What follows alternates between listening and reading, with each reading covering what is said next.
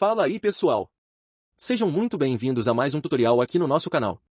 Hoje, vamos explorar a mágica por trás da criação de fogos de artifício usando HTML, CSS e JavaScript. Preparem-se para dar vida ao céu do seu website com explosões de cor e brilho. Vamos mergulhar na ideia de criar uma experiência visual deslumbrante usando apenas linguagens web padrão.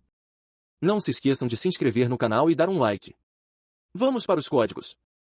Doctype HTML, declara o tipo de documento como HTML5. HTML lang igual PTBR, define a estrutura básica do HTML, indicando que o idioma utilizado é o português brasileiro. Head, contém informações sobre o documento, como o título e o estilo. Title, fogos de artifício title, define o título da página. Style, contém as definições de estilo para a página. Fundo do corpo, body. O fundo da página é definido como uma imagem chamada cristo.jpg sobreposto a uma cor preta, #000. As margens padrão do corpo são removidas. A altura do corpo é ajustada para ocupar 100% da altura da tela, viewport. A barra de rolagem vertical é ocultada. Animação de fogos, @keyframes fogos. Uma animação chamada fogos é definida usando @keyframes. A animação é dividida em 3 etapas, 0%, 50%, 100%, para criar o efeito de explosão dos fogos de artifício. Ponto fogos before, ponto fogos after, seleciona o elemento com a classe fogos e seus pseudoelementos before e after. Menos tamanho inicial, define o tamanho inicial das partículas, 0.5 vim. Menos tamanho final, define o tamanho final das partículas, 45 vim. Menos tamanho partícula, define o tamanho individual de cada partícula, 0.2 vim. Menos cor 1 a menos cor 6, define 6 cores diferentes para as partículas. Y, define a posição vertical inicial das partículas, 30 vim. X, define a posição horizontal inicial das partículas, -50%. Initial Y, define a posição vertical inicial dos pseudoelementos, -50%. Content, adiciona conteúdo vazio aos pseudoelementos. Animation, fogos 4S Infinite, aplica a animação chamada fogos com duração de 4 segundos, repetindo infinitamente. Position, Absolute, Top, 50%, Left, 50%, posiciona os elementos no centro da tela. Transforming, Translate, -50%, var, -y, move os elementos para o centro vertical ajustando a posição vertical conforme a variável -y. Vid, var, tamanho inicial, define a largura inicial das partículas. Aspect Ratio, 1, mantém a proporção da largura em relação à altura, garantindo que as partículas sejam círculos.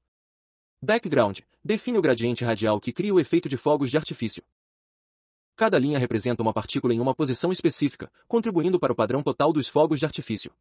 As coordenadas, 50%, 0%, 100%, 50%, 50%, 100% e 0%, 50%, determinam as posições relativas dessas partículas no gradiente radial.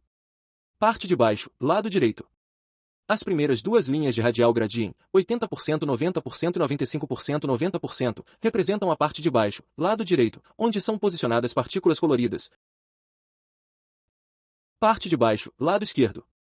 As próximas 4 linhas, 22%, 90%, 45%, 90%, 33%, 70%, 10%, 60%, representam a parte de baixo, lado esquerdo, com partículas coloridas, cores cor 5, cor 6, cor 1 e cor 2.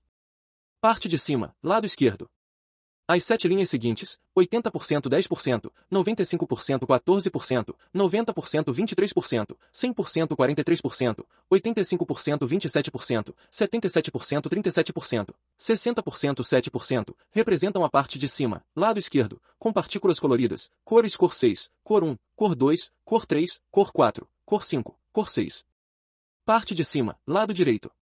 As últimas 7 linhas, 22%, 14%, 45%, 20%, 33%, 34%, 10%, 29%, 31%, 37%, 28%, 7%, 13%, 42%, representam a parte de cima, lado direito, com partículas todas coloridas com cor 1.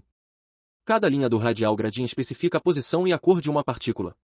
As coordenadas indicam a posição da partícula no gradiente, enquanto as cores, var, cor 1, var, tamanho partícula, definem a cor e o tamanho da partícula. O efeito combinado dessas linhas cria um padrão que se assemelha a um display de fogos de artifício com diferentes cores e distribuições. Background size, var, tamanho inicial, var, tamanho inicial, define o tamanho do gradiente radial inicial. Background repiat, no repiat, impede a repetição do fundo. .fogos before e .fogos after selecionam os pseudoelementos before e after para estilos adicionais. Nas regras para .fogos before e .fogos after, as variáveis x, -y e -initial y são ajustadas para diferentes posições iniciais. Transforming aplica transformações como rotação, escala e translação aos pseudoelementos. Animation, fogos pseudo 10s infinity, e Animation, fogos pseudo 40s infinity, aplicam animações diferentes aos pseudoelementos, com durações de 10 segundos e 40 segundos, respectivamente. Filhos dos fogos, .fogos, nth child, n. O código estiliza diferentes conjuntos de fogos de artifício usando seletores nth child, n, para os elementos com a classe .fogos. Cada conjunto tem suas próprias cores, tamanhos e atrasos na animação. .fogos nth child, 2 segundo conjunto de fogos. .fogos nth child, 3 terceiro conjunto de fogos. .fogos nth child, 4 quarto conjunto de fogos. .fogos nth child, 5 quinto conjunto de fogos. Cada conjunto tem suas próprias cores definidas pelas variáveis cor 1, cor 2, cor 3 indo até cor 6. Além disso, o tamanho final, tamanho final, e o atraso na animação, animation delay, são ajustados para criar variações entre os conjuntos de fogos. O conteúdo do body é onde a estrutura visível da página é definida. Neste código, a parte visual é composta por DILs que representam diferentes conjuntos de fogos de artifício. DIL class igual, fogos id igual, fogos 1 DIL até, DIL class igual, fogos id igual, fogos 10 DIL. Cada DIL representa um conjunto de fogos de artifício. Elas têm uma classe comum, .fogos, que é estilizada no CSS. O script JavaScript é colocado dentro da tag script e é executado após o carregamento do conteúdo da página. Document.addEventListener, DonContentLoaded, function. Aguarda o evento de carregamento completo do documento, DonContentLoaded, antes de executar o script. Isso garante que o JavaScript só comece a ser executado quando toda a estrutura HTML estiver pronta. Função getRandomArbitrary, min, max.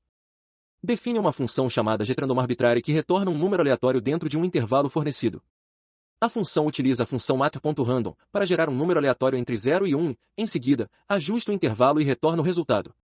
Função fogosPosition.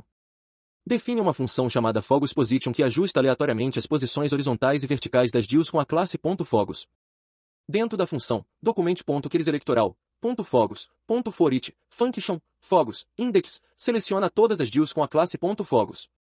Fogos.style.left igual getRandomArbitrary, 0, 90, mais %, e fogos.style.top igual getRandomArbitrary, 20, 60, mais VH. Ajusta aleatoriamente a propriedade left, horizontal, entre 0% e 90% e a propriedade top, vertical, entre 20 VH e 60 VH para cada DIL. Fogos. Esses valores são baseados em porcentagens da largura da viewport, %, e em unidades de altura da viewport, VH. AdjustFogosPosition.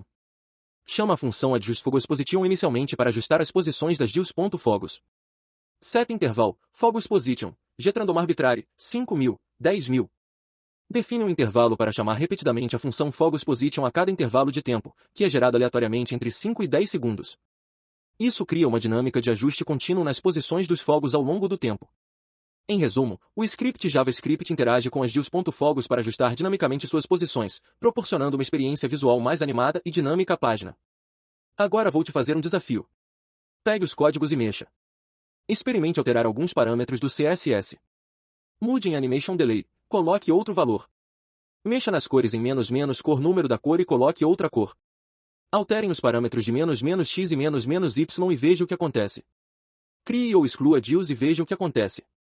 Em Transforming mexa no Scale e veja a transformação. Altere a imagem de fundo em background. Ficou com dúvidas? Então escreva suas dúvidas nos comentários. Não se esqueçam de se inscrever no canal e dar um like e compartilhar, caso ache relevante este vídeo. Agradeço imensamente por terem acompanhado esta jornada nos caminhos da programação web. Te espero no próximo vídeo. Até lá! No canal @programarweb.